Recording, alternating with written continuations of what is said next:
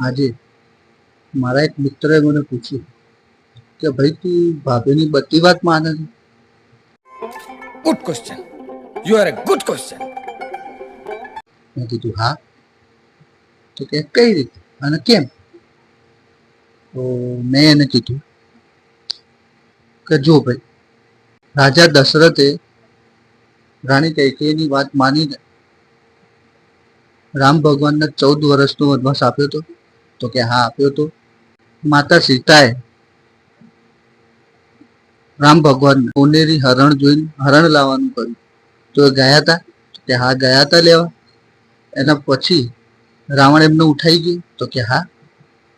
પણ મંદોદરી રાણી મંદોદરી એમને રાવણને ના પાડી કે તમે સીતાનું હરણ ના કરો. એના પછી તે રાવણની હાલત જોઈ હતી. પછી રાવણને મરવું પડ્યું, મરવું પડ્યું. એટલે મારા દરેક પતિને વિનંતી છે તો ભાઈ જે કે માની લો, કોઈ ટેન્શન પાડવું જ નહીં. તો પછી આખી જિંદગી આપણે મરવું પડે, એ ટેન્શન જોઈએ જ. એટલે જે કે માની લો.